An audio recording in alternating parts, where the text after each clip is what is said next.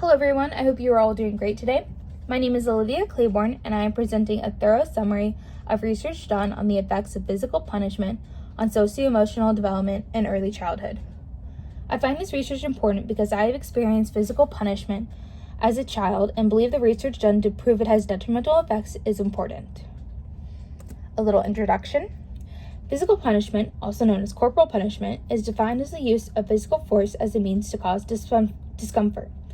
This can include smacking, slapping, or spanking with a hand or object. Physical punishment done with an object or focused on the head, neck, ear, or face is seen as more severe and punitive. Socioemotional development is defined as a process by which children gain the ability to process, express, and regulate their emotions in interpersonal and intrapersonal contexts.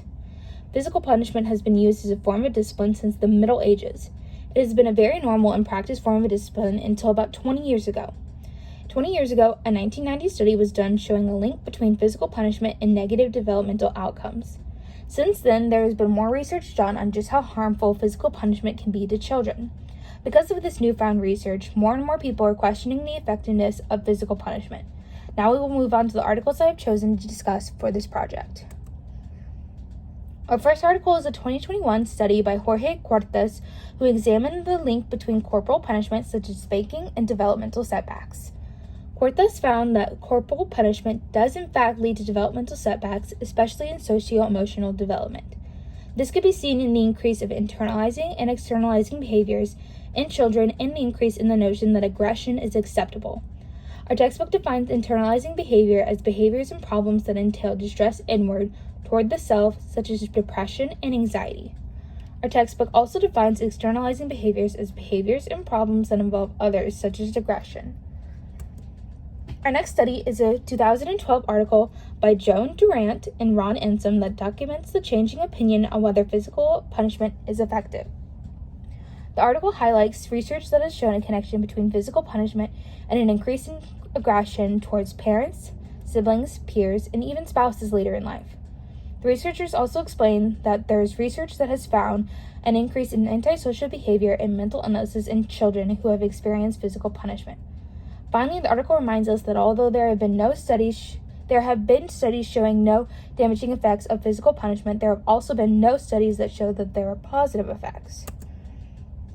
Our next article is not an article at all, it's actually our textbook.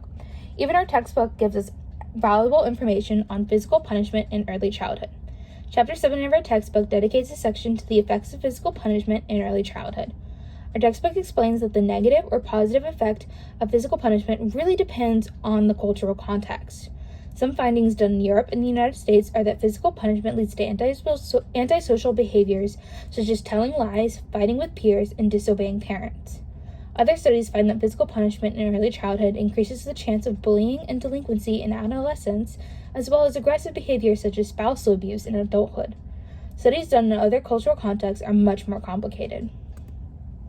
A longitudinal study with African American children actually showed that physical punishment was related to becoming less aggressive and antisocial in adolescence. Other studies done in traditional cultures found that children who experience physical punishment still grow up to be well-behaved, productive, mentally healthy adults. Once again, our textbook proves that cultural context is very important when it comes to analyzing how children develop. Our final article is a 2021 article by the World Health Organization that discusses the numerous links between corporal punishment and the negative impacts on health in children.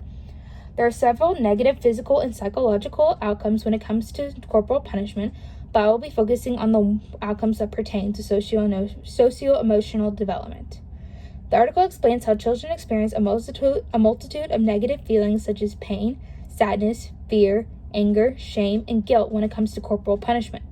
Children also experience mental ill health, including behavioral and anxiety disorders, depression, hopelessness, low self-esteem, self-harm, and suicide attempts, which can continue into adulthood.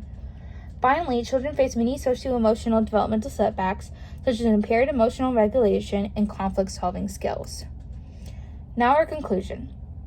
Physical punishment can have a multitude of negative impacts on socio-emotional development, especially in certain cultural contexts.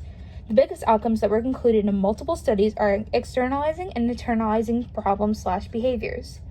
Many studies stress that the increase in aggression in children who experience physical punishment. As said before, aggression is a big externalizing problem in children.